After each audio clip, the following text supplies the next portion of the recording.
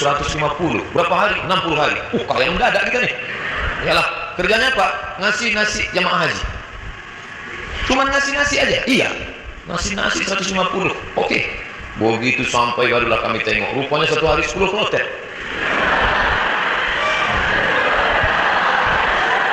Satu kloter 400. 10 kloter 4.000 orang yang mau dikasih. Saya ngasih nasi kotak. Saya tugas saya nasi kotak. Kawan saya yang satu nih, yang sekarang di Jakarta itu bagian nasi jeruk. Asal yang jamaah haji itu nenek-nenek dikasih satu, yang anak gadis dikasih 5. Jadi setelah jam istirahat saya bilang, ente zolim, saya bilang. Ini yang kita kasih ini bukan jeruk kita, ini punya umat. Nanti di akhirat kita akan dituntut di padang mahsyar. Kok ente kasih buku satu yang itu 5? Nenek itu kita kasih jeruk satu, memang tak terkunahnya lagi. Ini anak gadis itu kita kasih. Jadi kalau cerita sama Ustaz itu ada saja dalilnya. Jadi saya kalah dan dia sekarang alhamdulillah setiap saya pergi haji, pergi umroh kemarin di King Abdul Aziz itu saya foto. Habis itu saya kirim ke kawan-kawan dulu. Ingatkah di kau wahai kawan 20 tahun yang lalu kita sini. 20 tahun yang lalu kita di sini bekerja. Inilah setiap melihat kemah-kemah, setiap melihat atap ini terkenang kalian. Aku masih ingat kalian dulu yang membagi jeruk nenek-nenek satu anak gadis ini. Dibalasnya kiki. Kemudian sekarang jamaah haji ini sombong. Jamaah haji ini tak semuanya hatinya baik, banyak juga yang sombong. Menengok kita kerja, nampaknya berkeringat berpuluh, sepele ini kita. Panggil, sebentar. Ya Pak, sudah lama jadi TKI. TKI bukan hina. TKI itu pahlawan devisa. Saudara-saudaraku yang bekerja menjadi TKI di Hong Kong, di Singapura, kalian pahlawan devisa. Tapi orang menyepelekan kalian. Kalian mencari makan di negeri orang lain, padahal di negeri ini sumber makanan. Kenapa? Makanan itu dicuri orang. Akhirnya kita susah, mahasiswa susah, pekerja susah, istri meninggalkan suami yang dalam keadaan sakit menjaga anak untuk mencari nafkah. Disepelekan. Sudah lama jadi TKI. Kali ini mahasiswa Pak. Di mana kalian belajar? Di Kairo. Asal dari mana? Riau. Memangnya tak ada universitas di Riau? Ada Pak. Cuman satu semester 5 juta. Sidang tertutup 10, sidang terbuka 15. Buka tutup 25. Tak ada duit. Maka kami belajar jauh-jauh. Selesai S1, pulang saya ke rumah. Haji Abdul Somad LC kita lagi cemas. Ke bawah tak berakar, ke atas tak berpucuk. Tak tahu apa mau dibuat. Pulang ke rumah menengok kebun sawit ada di rumah. Banyak Pak Ustaz, tak banyak. Cukup lah untuk 7 keturunan. Kalau tak dijual-jual. Lalu kemudian saya pun pergi ke kebun 2-3 hari, seminggu 2 minggu. Kata mak saya, Mat, kau pergilah dari kampung ini. Kenapa? Pokak telinga gua. Masa kuliah di luar negeri balik ke kebun juga. Akhirnya pergi saya ke Malaysia melanjutkan S2 untuk menyelamatkan telinga mak saya. Mengambil S2. Di mana sekarang sholat? S2. Negeri ini tidak menghormati ilmu. Sampai di Malaysia jumpa sama kawan-kawan dulu yang sama sekolah. Engkau di mana sekarang nih? Aku ambil master lah.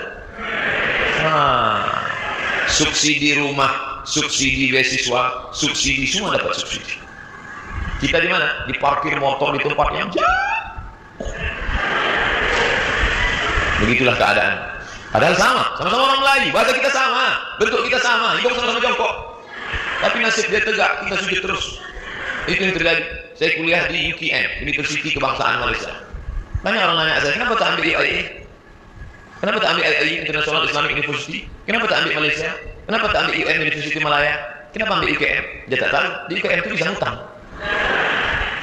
Tapi saya tak selesai, karena saya pemburu beasiswa. Tiap hari searching, browsing, mancing, launching. www.google.com beasiswa. Pakai bahasa Arab, minhah dirasiyah, enter. Dapatlah peluang beasiswa. Dan saya selalu masuk di warnet Fakultas Sains di UKM. Saya tak mau di fakultas saya, FPI namanya, Fakulti Pengajian Islam. Saya masuk ke Fakultas Sains, karena di situ internetnya gratis. Dan orang Malaysia itu tak tanya-tanya, ditengoknya. Muka saya pula, muka-muka anak sains kan.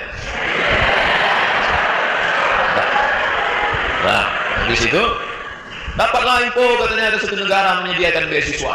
Nama lembaga yang memberi beasiswa itu AMCI, singkatan dari Ajong Marocain Cooperation International.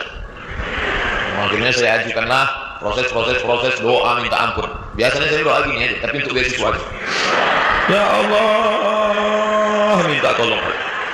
Mau balik ke kampung aku tak sanggup, telinga udah pokak. Mau balik ke Riau kerja tak ada siapa yang mau menolong. Mau lama di Malaysia ini utang sudah lagi nih, tolonglah. Rupanya orang yang teraniaya itu doanya makbul. Minyak kita dimakan orang, minyak kita disedot orang, kita ini teraniaya. Allah kasihan nengok, ini hambaku kata malaikat kasihan. Diterimalah saya mendapat beasiswa. Sampai kawan-kawan saya heran. Ente dapat beasiswa dari mana? Darul Hadis. Nilai ente waktu dasar apa? Good, excellent, very good, good, gagal. Nilai saya good dan saya diterima. Tidak ada sejarah orang asing diterima di Darul Hadis dengan nilai good. Semua mesti very good. Itu saya diterima. Allah tahu, Allah kasihan. Ini wajah penuh dengan penderitaan.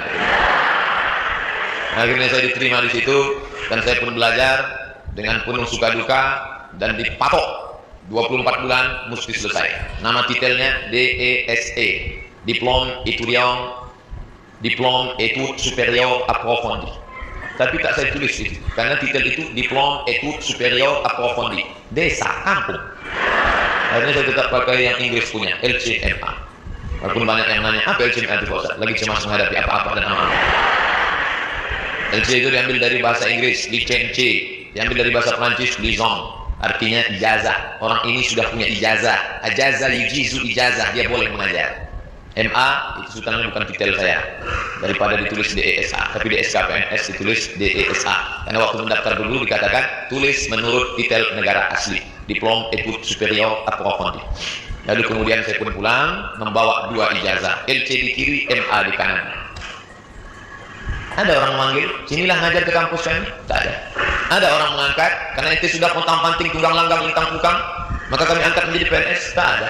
Malah kehadiran kita dianggap sebagai ancaman, kita disepelekan, kita diremehkan. Perjuangan panjang, mau pergi kemana lagi? Tetaplah tinggal di sini. Akhirnya kabar itu datang juga, Riau Pos, beritanya kecil 2 jari.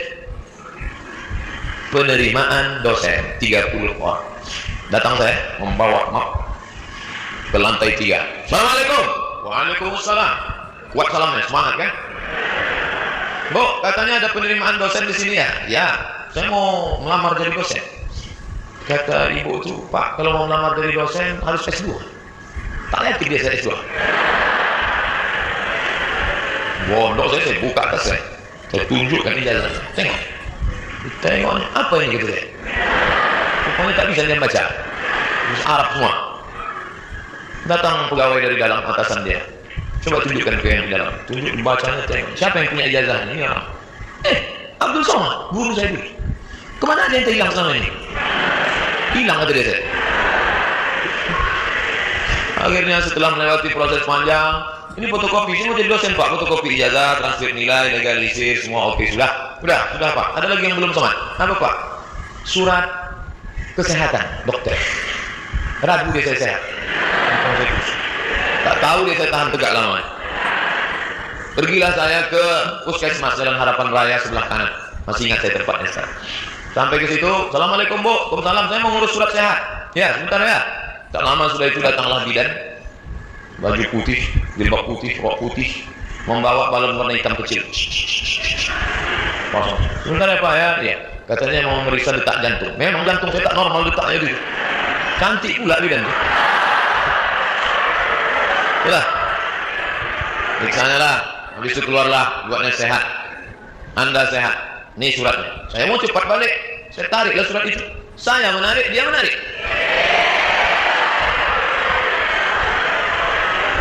Saya tak paham apa maksudnya ini. Wani piro. Kami kuliah 4 tahun di Mesir semua gratis. Asrama gratis. Uang saku dikasih tiap bulan. Sampai-sampai tiket pulang saya pun gratis. Mesir itu bukan kaya macam Saudi Arabia. Dia tak ada minyak. Miskin Mesir itu. Tapi bisa membiayai kami anak Indonesia 100 orang setiap tahun. Dan yang kuliah di sana 74 negara. Fir'aun yang Husni Mubarak, terserah mau ngejek dia jahat, yang penting saya gratis kuliah dari Al-Azhar itu, walaupun bukan tanah dia, tapi itu dari wakaf Al-Azhar. Negeri ini kaya, gemah ripah loh jenawi, tongkat dan batu jadi tanaman. Di Mesir kalau diletakkan tanaman itu mesti disiram dengan air baru tumbuh. Di tempat kita, campakkan aja batang ubi itu ke belakang, tengok besok pagi bertunas, walaupun susah.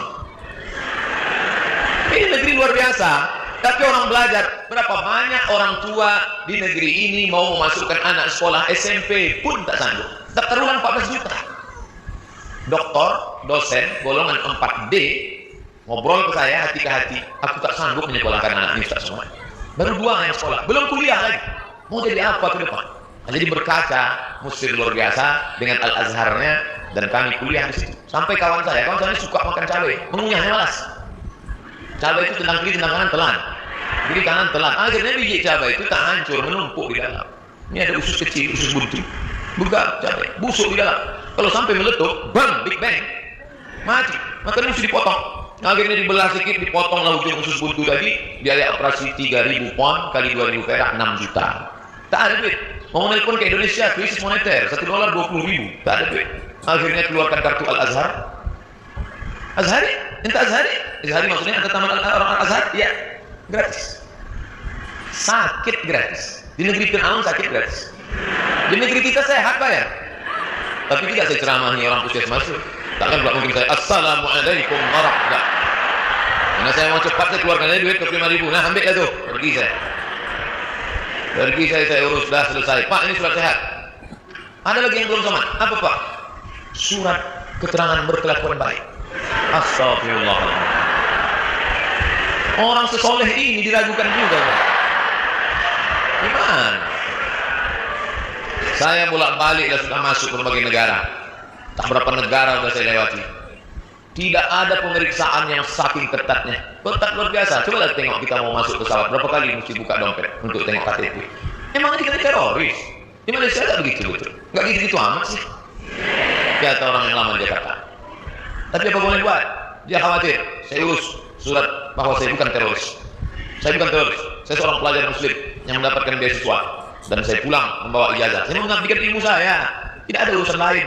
Saya tak ingin merobok-obok negara ini. Saya tidak ada hubungan dengan jaringan internasional. Saya cuma mau mengajarkan ilmu, memperbaiki. Alhamdulillah diterima. Ikutlah tes dosen dengan berbagai macam liku-liku. Pokoknya hidup ini penuh dengan ujian. Jadi kalau adik-adik, ujian apa? Ujian MIT Pak Ustaz. Habis MIT apa? Ujian UAS Pak Ustaz. Habis ujian apa? Ujian skripsi Pak Ustaz. Habisnya apa? Promo Pak Ustaz. Kenapa hidup ini penuh dengan ujian? Dunia adalah tempat ujian. Berani menghadapi dunia, berani menghadapi ujian. Takut menghadapi ujian, jangan menghadapi dunia. Takut menghadapi dunia, mati aja. Belum sampai masanya mati gimana Pak Ustaz? Kalau nampak jenazah lewat, ikut. Itu apalagi di dunia. Nah, jadi masalah ujian-ujian kalian ini, ujian kalian belum ada apa-apanya dibandingkan ujian kami dulu yang penuh dengan kesulitan. 4 tahun nggak jumpa orang tua, itu luar biasa. Ustaz aja yang bilang luar biasa. Oh, saya yang merasakannya kok. Saya nggak nengok muka emak saya 4 tahun, sampai lupa saya muka emak saya itu muka mana. 4 tahun. Ditengok muka emak orang Arab tak sama. 4 tahun saya lupa. Berangkat 2002, berangkat 1998 5 September, pulang 2002 bulan November. Tapi saya sudah menyelesaikan kuliah di bulan Juli. 3 tahun 10 bulan selesai S1 saya. Pulang. Makanya sekarang kalau saya nengok mahasiswa langkah gontai, gaya nyantai. Ente semester berapa? Ente semester berapa? 14 Pak. Baru saya balik kampung, tanam sawit, buka kebun, tanam lele dumbo segala macam. Apa yang habis-habiskan duit orang tua?